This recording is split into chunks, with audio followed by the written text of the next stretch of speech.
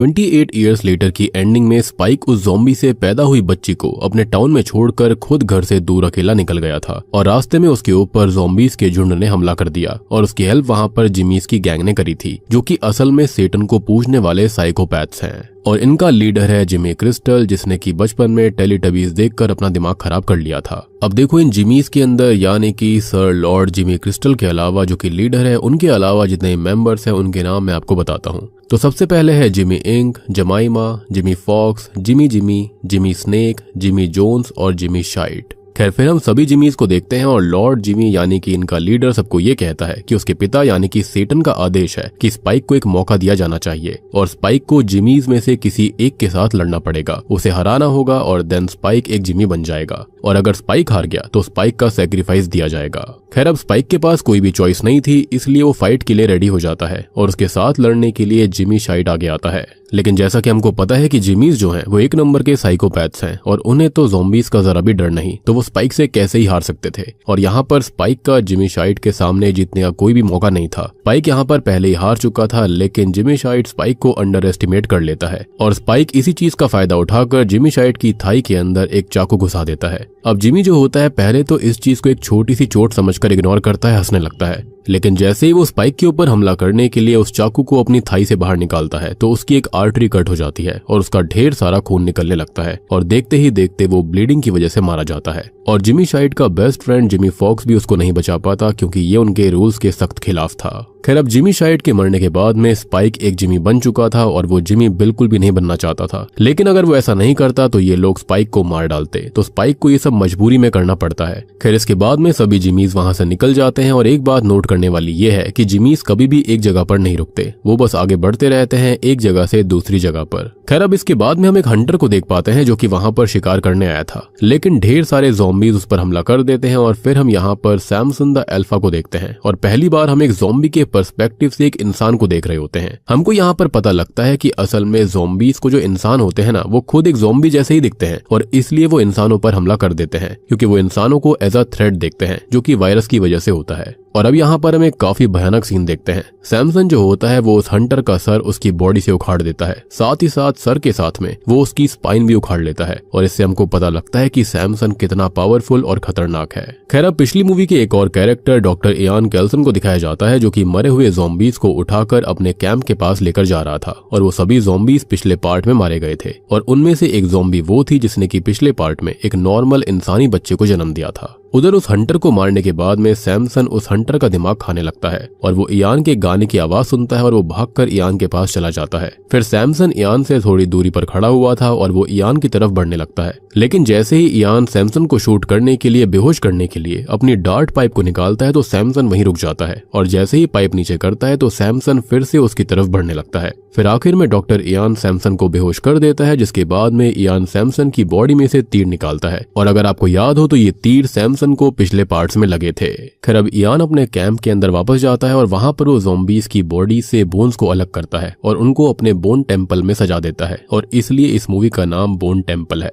अब Ian underground बने हुए अपने बंकर में जाता है और वहां पर लगी हुई पिक्चर्स को देखकर ये समझ में आता है कि इयान की भी कभी फैमिली हुआ करती थी और शायद से उसका परिवार भी इन्फेक्ट हो गया। खैर इसके बाद इयान के दिमाग में एक बात आती है और वो जल्दी से बाहर जाता है और सैमसन को बुलाने लगता है। सैमसन वहां पर आ भी जाता है और वो इयान की तरफ बढ़ने लगा था, यानी कि उसको मारने के लिए, लेकिन जैसे ही इयान अपने डार्ट पाइप को ऊपर करता है तो सैमसन रुक जाता है और जैसे ही इयान पाइप को नीचे करता है सैमसन फिर से उसकी ओर बढ़ने लगता है और ये बर्ताव देखकर इयान काफी ज्यादा हैरान था। खैर इयान सैमसन को अपने पास बुलाता है और सैमसन भी उसके पास आ गया था, जहां पर हम समझ पाते हैं कि सैमसन जो कि एक अल्फा है असल में वो पूरी तरह से ज़ॉम्बी नहीं बना है, बल्कि कोई भी अल्फा पूरी तरह से ज़ॉम्बी नहीं बना, लेकिन वो पूरी तरह से इंसान भी नहीं है। और जो बेहोशी वाला डार्ट असल में इयान इस्तेमाल करता है ना, उससे सैमसन को उस दर्द से राहत मिलती है जो कि उस वायरस की वजह से सैमसन को होती है, बेसिकली दिमाग के अंदर। इसलिए डार्ट पाइप को देखकर सैमसन इयान पर हमला नहीं कर रहा था और ये सेम ऐसा है जैसे किसी जानवर को ट्रेन करना। एग्जाम्पल के लिए डॉग्स को जैसे डॉग फूड देकर ट्रेन किया जाता है, सेम वैसे ही अब इयान सैमसन को डार्ट की हेल्प से बेहोश कर देता है और वो सैमसन के साथ बातें करने लगता है। और इयान सैमसन से ये कहता है कि क्या हो अगर वो सैमसन के मुंह से एक शब्द सुन पाए, और ऐसा हुआ तो ये किसी चमत्कार से कम नहीं होगा, क्योंकि इससे इयान को पता चल सकता है कि वायरस ने सैमसन के ब्रेन को घेर रखा है, लेकिन वो सैमसन को पूरी तरह से इन्फेक्ट नहीं होने दे रहा।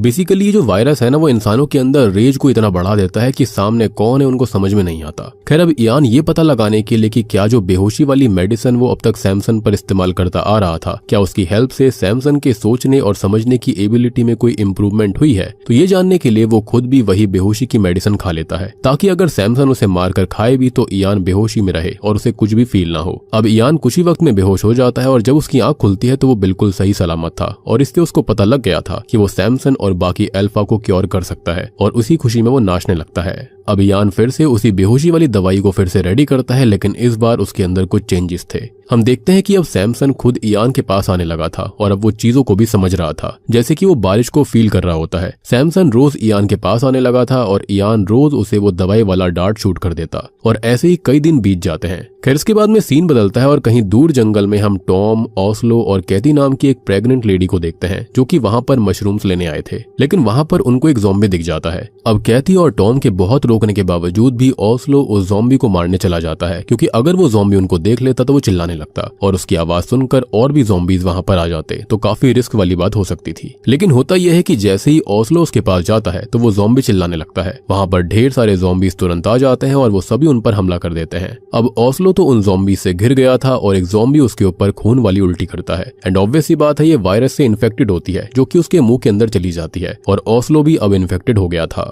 लेकिन टॉम और कैथी बचकर वापस अपने फार्म पर चले जाते हैं। अब फार्म में टोटल 6 लोग थे, जिनमें से एक को अभी अभी ज़ॉम्बी ने मार दिया, यानी कि ओस्लो को। खैर, घर के अंदर हम फार्म के owner George, made पॉला, caretaker Matthew और टॉम और कैथी जो कि कपल है उनको देखते हैं। ये दोनों जॉर्ज को ओस्लो की मौत के बारे में बताते हैं, लेकिन जॉर्ज को उससे ज्यादा किसी और चीज की चिंता थी। वो उन दोनों को बताता है कि कोई उनके घर आया है, और ये थे जिमी, जो कि उनके घर पर आ गए थे। अब यहाँ पर बाकी सब तो डरे हुए थे और चुपचाप बैठे थे, लेकिन कैथी उनसे पूछ रही थी कि वो वहां पर क्यों आए हैं और किसने उन्हें अंदर आने दिया। तो जिमी क्रिस्टल उन्हें बताने लगता है कि कैसे भगवान ने इंसानों को पनिश करने के लिए ये प्लेग यानी कि वायरस यहाँ धरती पर भेजा, और वो अपने मालिक यानी कि सेटन के कहने पर चलते हैं, जिसने कि उन्हें कमांड दी है कि इंसानों का सैक्रिफाइस सेटन को दिया जाए। अब कैथी उन सबको वहां से जाने के लिए बोलती है, तो जिमी क्रिस्टल कहता है कि वो चले तो जाएंगे, लेकिन उससे पहले वो उन सबका सैक्रिफाइस देकर उन्हें मारेंगे। और ये सुनते ही मैथ्यू उन पर हमला कर देता है और बाकी सब भी, लेकिन जिमीज उन सबको दबोच लेते हैं, लेकिन कैथी बचकर वहां से भाग जाती है।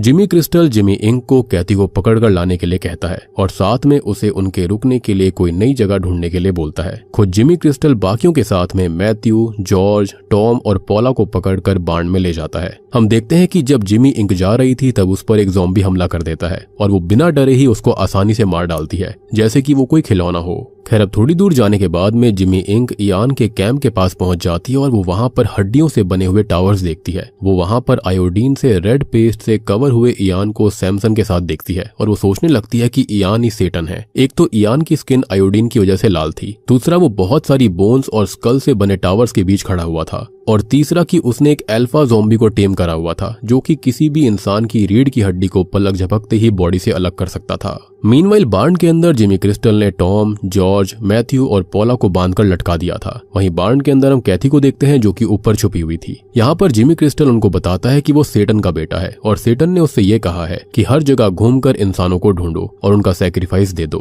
और उन्होंने उसे 7 लोगों की एक आर्मी बनाने को भी कहा है, जिसे वो 7 फिंगर्स बुलाता है। खैर, अब एक बात तो साफ थी कि जिमी क्रिस्टल पूरा का पूरा पागल है और उसको हेलुसिनेशंस होते हैं और वो साइकोपैथ भी है, और इन सब की वजह यह है क्योंकि बचपन में उसकी आंखों के सामने उसका परिवार ज़ॉम्बीज के हाथों मारा गया था। खैर, अब सैक्रिफाइस देने के लिए सभी जिमीज अपने अपने मास्क पहनते हैं और वो पहले मैथ्यू से शुरू करते हैं। वो उसकी शर्ट उतार कर उसकी छाती की खाल को उतारते हैं और ये देखकर स्पाइक वहां से बाहर आ जाता है, क्योंकि उससे वो देखा नहीं जा रहा था। तभी वहां पर जिमी इंक भी आ जाती है और वो स्पाइक को आकर संभालती है। एनीवेज, यहाँ से सीन बदलता है जहाँ पर हम डॉक्टर इयान को देखते हैं, जो कि सैमसन के साथ रात में खुले आसमान में बैठा था। वो सैमसन को बताता है कि जो दवाई सैमसन को आराम दे रही थी वो अब खत्म खत्म होने वाली है। वो बताता है कि वो वहाँ पर 28 सालों से है, यानी कि जब पहली बार रेज वायरस फैला था, और तब से उसने हर तरह की दवाई ढूंढ कर कलेक्ट करी है, लेकिन अब जो दवाई सैमसन के लिए चाहिए वो उसके पास नहीं बची। अब आखिरी रास्ता यही था कि वो सैमसन को जहर के इंजेक्शन से उसे हमेशा के लिए उस दर्द से आजाद कर दे। लेकिन इससे पहले इयान सैमसन से उसकी इच्छा पूछता है कि क्या वो मरना चाहता है या फिर नहीं, लेकिन सैमसन कुछ नहीं बोलता और इयान उसे इंजेक्शन लगाने ही वाला था कि सैमसन चांद की तरफ देखता है और बोलता है चांद। और ये सुनकर इयान हैरान बहुत ही ज्यादा खुश हो जाता है, क्योंकि उसने पिछले 28 सालों में किसी भी इन्फेक्टेड यानी कि ज़ॉम्बी को बोलते नहीं सुना था, और इसका मतलब ये था कि जल्दी ही सैमसन ठीक होने वाला था।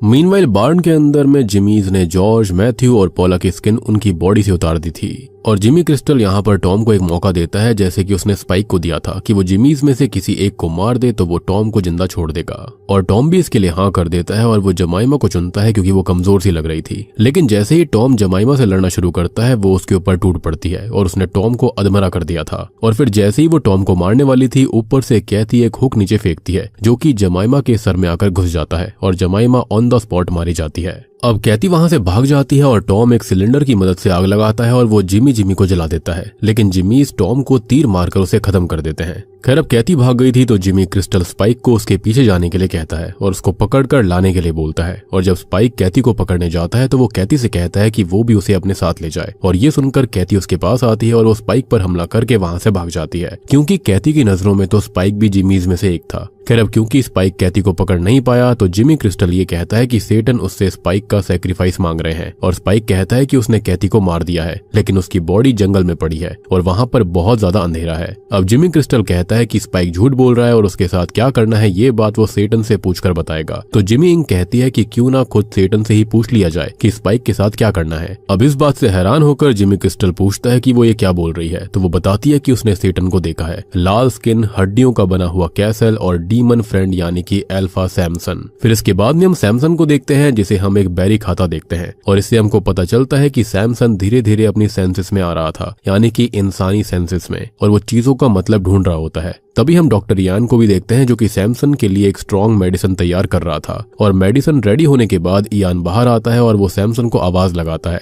और ये सारी चीजें जिमी क्रिस्टल और बाकी जिमीज दूर छिपकर ही देख रहे थे। और जब सभी जिमीज जिमी क्रिस्टल से बार बार पूछ रहे थे कि क्या इयान ही जिमी क्रिस्टल के पिता हैं, तो जिमी क्रिस्टल को मजबूरी में हाँ करना पड़ता है, यानी कि ये बेवकूफ जो कि सन की था वो अपनी ही बातों में फंस गया था। अब जो स्पाइक था उसको तो पहले से अच्छे से पता था कि इयान जो है वो डॉक्टर है, ना कि कोई सेटन है, लेकिन वो चुप रहता है और जिमी क्रिस्टल खुद इयान से बात करने चला जाता है। उधर जंगल के अंदर हम सैमसन को देखते हैं जिसकी मेमोरीज भी अब धीरे धीरे वापस आ रही थी और उसे अपने पास्ट के विजन्स आ रहे होते हैं। फिर हम जिमी क्रिस्टल को देखते हैं और वो उस हड्डियों से बने कैसल को देखकर बहुत ही ज्यादा शॉक्ड हो जाता है। हजारों हड्डियों से बने पिलर्स और ढेर सारे स्कल से बना एक टावर था जिसको देखकर किसी की भी रूह कांप जाए, जिसको देखकर कोई भी इयान को सेटन समझ लेगा। खैर जिमी क्रिस्टल भी इयान को सेटन ही समझ रहा था और वो इयान को डैड बुलाता है और जिमी इयान से पूछता है कि क्या वो सेटन है, और ये सुनते ही इयान सारी बात समझ जाता है और वो जिमी क्रिस्टल को बताता है कि वो सेटन नहीं है और उसकी स्किन लाल है क्योंकि उसने आयोडीन की पेस्ट लगाई हुई है और इन्फेक्शन से बचने के लिए ऐसा किया गया है, और वो जो बोन्स और स्कल्स हैं वो मरे हुए लोगों और इन्फेक्टेड लोगों की है और वो कोई कैसल नहीं है बल्कि एक टेम्पल है। खैर अब हम स्पाइक को देखते हैं और वो जिमी इंग से ये पूछता है कि क्या हो अगर इयान सेटन ना हो और बस एक बूढ़ा व्यक्ति हो जिसे उन्हें अकेले छोड़ देना चाहिए। तो जिमी इंग कहती है कि वो पक्का सेटन ही है। फिर वो स्पाइक के पास बैठ जाती है और कहती है कि बात ये नहीं है कि इयान सेटन है या फिर नहीं, बल्कि बात ये है कि क्या जिमी क्रिस्टल सेटन का बेटा है या फिर नहीं। खैर अब हम इयान और जिमी क्रिस्टल को देखते हैं और इयान जिमी से पूछता है कि उसकी फैमिली कहाँ पर है। तो जिमी बताता है कि जब वो छोटा था तब उसका परिवार ज़ॉम्बीज के द्वारा खत्म कर दिया गया था, वो खुद तो बच गया क्योंकि वो चर्च में छिप गया था। खैर अब इयान जिमी से पूछता है क्या उसको अपनी पुरानी जिंदगी याद है, तो यहाँ पर वो ये कहता है कि नहीं, बस कुछ फ्रेगमेंट्स ही याद हैं like computer, car, cell phones, बस इतना ही। अब इयान यहाँ पर यह समझ चुका था कि जिमी क्रिस्टल असल में एक स्किज़ोफ्रेनिक है और उसको ये लगता है कि सेटन उससे बातें करता है और वही उसका पिता है, जबकि जिमी क्रिस्टल के पिता तो एक प्रीस्ट हुआ करते थे जिसका ये मानना था कि ये वायरस नहीं है बल्कि ये गॉड की पनिशमेंट है इंसानों के लिए, यानी कि उनके किए गए सिंस की सजा है। और जिमी क्रिस्टल की आंखों के सामने ही उन ज़ॉम्बीज ने उसके पिता को मार डाला था और इन सब का ट्रॉमा समय के साथ चेंज होकर जिमी क्रिस्टल के लिए स्किज़ोफ्रेनिया बन गया। खैर अब जिमी क्रिस्टल इयान को सेम वैसा ही करने के लिए कहता है जैसा वो बोले, वरना वो उसको मार डालेगा बहुत ही बुरी तरह से, और इयान उसकी बात मान जाता है। फिर जिमी क्रिस्टल वापस चला जाता है और वो जाकर बाकी जिमीज को कहता है कि उसके पिता सेटन यानी कि इयान उनसे कल रात को मिलेंगे, लेकिन कोई भी उनसे तब तक बात नहीं करेगा, ना कोई सवाल पूछेगा, क्योंकि वो सिर्फ अपने बेटे यानी कि जिमी क्रिस्टल से ही बात करेंगे। और ये बात सुनकर जिमी इंग को जिमी क्रिस्टल पर शक हो जाता है कि वो सेटन का बेटा है ही नहीं। खैर फिर हम सैमसन को इयान के साथ देखते हैं और सैमसन बेहोशी की हालत में था और इयान उसको बताता है कि वो इतने सालों से अकेला रह रहा है तो उसे कभी भी मरने का डर नहीं रहा, लेकिन अब जब उसका काम पूरा हो गया है और उसने इन्फेक्शन का क्योर ढूंढ लिया तो अब उसको डर लग रहा है कि अगर उसे कुछ हो गया तो सैमसन का ध्यान कौन रखेगा और लोग गलत समझकर उसको मार न डालें। खैर वो उसे ये बताता है कि कल रात कुछ लोग आने वाले हैं और उनके लिए उसे कुछ प्रिपरेशन करनी होगी। सो इसलिए इयान फाइनली सैमसन को वो दवाई देता है जिसकी उसने डोजेज बढ़ा दी थी और कुछ बदलाव भी किए थे। इयान सैमसन को ये बताता है कि इन्फेक्टेड लोग उन पर अटैक करते हैं जो कि इन्फेक्टेड है ही नहीं, और शायद वो अटैक इसलिए करते हैं क्योंकि उन्हें किसी तरह का खतरा नॉन इन्फेक्टेड लोगों में दिखाई देता है। लेकिन उसने कई इन्फेक्टेड लोगों को बच्चों को मरते देखा है और बच्चों से तो किसी को खतरा नहीं है। इयान की रिसर्च के हिसाब से उस रेज वायरस की वजह से इन्फेक्टेड लोगों को एक डिसऑर्डर होता है जिसको हिप्नोसिस कहते हैं, जिसके अंदर पेशेंट को वो चीजें दिखने लगती हैं जो कि असल में एग्जिस्ट ही नहीं करती। बेसिकली उनका दिमाग उनसे ट्रिक खेलता है, वो भी इस रेज वायरस की वजह से। फिर सीन अगली सुबह पर आता है और स्पाइक देखता है कि सभी सो रहे हैं तो वो वहां से भागने की कोशिश करता है, लेकिन जिमी फॉक्स जाग जाता है और वो स्पाइक को जकड़कर पकड़ लेता है। अब वो स्पाइक के मुंह के अंदर अपने चाकू को घुसाने वाला था, यानी कि अपने बेस्ट फ्रेंड जिमी शाइट की मौत का बदला लेने वाला था, लेकिन तभी वहां पर जिमी इंक आकर जिमी फॉक्स को मार डालती है और वो स्पाइक को बचा लेती है। बेसिकली इनकी ट्यूनिंग हो गई थी। स्पाइक जिमी इंक से ये कहता है कि वो वहां से दूर जाना चाहता है तो जिमी इंक कहती है कि वो कहीं नहीं जा सकते और अगर स्पाइक को जिंदा रहना है तो उसे उसके साथ ही रहना होगा।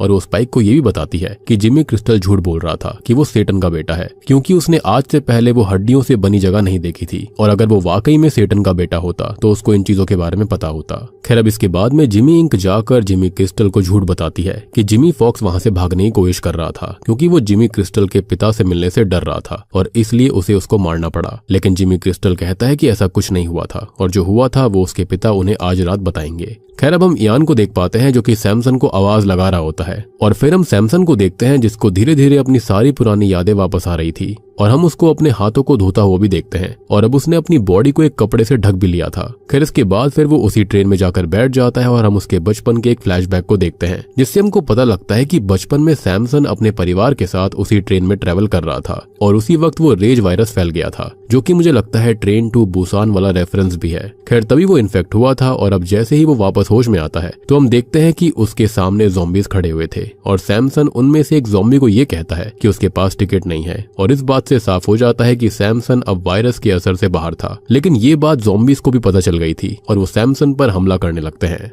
अब एक एक करके वहां पर ढेर सारे ज़ॉम्बीज आ गए थे और वो सभी सैमसन पर अटैक करने लगते हैं। लेकिन सैमसन जो था वो वायरस से तो आजाद था, लेकिन अभी भी उसकी बॉडी पावरफुल थी और उसमें अभी भी वही ब्रूट स्ट्रेंथ थी और इसी ब्रूट स्ट्रेंथ की वजह से सैमसन सभी ज़ॉम्बीज को अकेला ही संभाल लेता है। लेकिन वहां पर और भी ज्यादा ज़ॉम्बीज आ गए थे। खैर इसके बाद में हम इयान को देखते हैं जो कि रात के लिए पूरी तैयारी करने लगता है और वो किसी तरह का पाउडर बना रहा था। फिर वो पूरी जगह को कैंडल से सजा देता है और पेट्रोल की हेल्प से एक सर्कल बनाता है और फिर वो अपना म्यूजिक बॉक्स और एक हैवी मेटल रॉक की कैसेट लेकर बाहर आ जाता है और वो सब कुछ एकदम अच्छे से कर रहा था। ऐसा लग रहा था कि जैसे वो जिमीज को ठिकाने लगाने के लिए ऐसा कर रहा हो। अब होता यह है कि रात में जिमी क्रिस्टल और बाकी जिमीज बोन टेम्पल पर आ जाते हैं और जिस माहौल को इयान ने क्रिएट कर दिया था उनको देखकर उनको तो यकीन हो गया था कि इयान ही सेटन है। अब वो सभी अपने अपने मास्क पहन लेते हैं और जैसे ही वो सभी वहां पर एंटर होते हैं वो अपने सामने एक उल्टा क्रॉस देखते हैं और तभी इयान वो म्यूजिक प्ले करता है और वो ऐसे परफॉर्मेंस देता है कि सभी चौंक जाते हैं और इयान वो पाउडर सभी के फेस पर ब्लो कर देता है जो कि उसने बनाया था, जिसकी वजह से होता यह है कि सभी को हेलुसिनेशंस होने लगते हैं और अंत में जो आग से खेलने वाली परफॉर्मेंस इयान देता है वो तो एकदम आउटस्टैंडिंग थी। और मैंने आपको बताया ना कि यहाँ पर वो बहुत कुछ करने वाला था, बेसिकली इन सबको ठिकाने लगाने की सोच रहा था। कहीं ना कहीं इयान समझ चुका था कि ये सब के सब भटके हुए हैं, सबको यहाँ पर जिमी क्रिस्टल ने भटकाया है। खैर अब इन सब के बाद में इयान सबके सामने आता है और वो सबको अपने सामने झुकने के लिए कहता है और फिर वो खुद को एज सेटन इंट्रोड्यूस करता है। फिर जिमी क्रिस्टल ये कहता है कि क्या इयान यानी कि सेटन यही चाहते हैं कि वो सारे के सारे नॉन इन्फेक्टेड लोगों को यानी कि इंसानों को ढूंढकर खत्म कर दें और इयान को मजबूरी में हाँ बोलना पड़ता है। अब जिमी क्रिस्टल कहता है कि क्या वो ये चाहते हैं कि सभी जिमीज उसके यानी कि जिमी क्रिस्टल के एक बार कहने पर अपनी जान दे दें, और ये भी कि वो अपनी आर्मी और बढ़ाएं। तो इयान को फिर से मजबूरी में हाँ बोलना पड़ता है। अब जिमी क्रिस्टल बाकी सबके साथ वहां से जाने लगता है, लेकिन इयान जो होता है वो स्पाइक को मास्क में ही पहचान लेता है उसकी आंखें देखकर, और वो स्पाइक को अपने पास बुलाता है, उसका मास्क उतारता है। इयान स्पाइक को देखकर बहुत खुश था और वो जिमी क्रिस्टल को एक आखिरी कमांड देता है कि जैसे जीसस को क्रूसीफाइड होना पड़ा था वैसे ही अब जिमी क्रिस्टल को भी क्रूसीफाइड होना पड़ेगा, क्योंकि वो उसका यानी कि सेटन का बेटा है। अब ये सुनने के बाद जिमी क्रिस्टल उसका ये कमांड पूरा करने से मना कर देता है और वो ये कहता है कि इयान कोई सेटन नहीं है, और वो इयान के पेट में एक चाकू से स्टैब कर देता है। और फिर वो जिमी जोन्स और जिमी स्नेक को ऑर्डर देता है कि वो जिमी इंक को मार दे, लेकिन जिमी इंक उल्टा उन दोनों को ही मार डालती है। फिर हम ये देखते हैं कि स्पाइक ने गुस्से में आकर जिमी क्रिस्टल की छाती में वही चाकू स्टैब किया था जो कि उसने इयान को स्टैब किया, और जिमी क्रिस्टल अब नीचे गिर पड़ता है। अब इयान जिमी इंक को बताता है कि वो कोई सेटन नहीं है, तो जिमी इंक कहती है कि फिर भी उसने माहौल बहुत अच्छा बनाया था, और भले ही वो सेटन हो या फिर नहीं, लेकिन वो उसकी आखिरी कमांड जरूर पूरी करेगी। जिसके बाद हम देखते हैं कि इयान अपनी आखिरी सांसें गिन रहा था और उसको पता था कि अब वो बचेगा नहीं, तो वो उन दोनों को वहां से कहीं दूर जाने के लिए कहता है। फिर वो दोनों वहां से जाने लगते हैं और जिमी इंक स्पाइक को बताती है कि उसका असली नाम है कैली। उनके जाने के बाद में हम देखते हैं कि उन दोनों ने जिमी क्रिस्टल को वाकई में क्रूसीफाइड कर दिया था, वो भी उल्टे क्रॉस पर। फिर थोड़ी देर के बाद में वहां पर सैमसन आता है और अब वो बिल्कुल ठीक हो चुका था। हम यहाँ पर देखते हैं कि जिमी क्रिस्टल को सैमसन सेटन जैसा दिख रहा था, और इससे कंफर्म हो जाता है कि जिमी क्रिस्टल को वाकई में दिक्कत थी, यानी कि उसे स्किज़ोफ्रेनिया था। खैर अब सैमसन यहाँ पर इयान को थैंक यू बोलता है उन सब चीजों के लिए जो कि उसने उसके लिए की थी, और अब इयान यहाँ पर फाइनली मोमेंटो मोराई बोलता है और मारा जाता है। और शायद से इसका मतलब ये था कि जब वो खत्म हो जाए तो उसकी भी हड्डी को यानी कि उसके स्कल को यहीं बोन टेम्पल के अंदर सजाया जाए। खैर अब सैमसन इयान की डेड बॉडी को उठाकर वहां से चला जाता है, और जिमी क्रिस्टल अपने पिता यानी कि सेटन को आवाज लगाता रहता है, और हम देखते हैं कि थोड़ी देर बाद वहां पर सैमसन वापस आता है और वो जिमी क्रिस्टल को मार डालता है क्योंकि उसने ही इयान को मारा था। खैर अब यहाँ से कहानी शिफ्ट होती है और हम जिम और उसकी बेटी सैम को देखते हैं। जी हाँ, जिम 28 डेज लेटर मूवी का प्रोटैगनिस्ट है, और वो उन सर्वाइवर्स में से एक है जो कि 28 साल पहले बच गए थे। अब 28 डेज लेटर मूवी की एंडिंग में जिम और सेलिना बच गए थे, और सैम जिम और सेलिना की ही बेटी है। खैर उन्हें बाहर से किसी की आवाज आती है और वो दोनों अपनी अपनी गन्स लेकर बाहर जाते हैं, और वो ये देखते हैं कि ढेर सारे ज़ॉम्बीज यानी कि रेज वायरस से इन्फेक्ट हुए लोग 2 लोगों का पीछा कर रहे थे, और ये 2 लोग कोई और नहीं बल्कि जिमी इंक यानी कि कैली और स्पाइक थे। और इसके बाद में सैम के कहने पर जिम उन दोनों की हेल्प करने निकल जाता है कि स्टार्टिंग वाले प्रोटैगनिस्ट को और यहाँ पर लेटेस्ट मूवी के प्रोटैगनिस्ट को कैसे आपस में जोड़ दिया गया। और बूम, इसी के साथ में 28 years later bone temple film यहीं पर खत्म।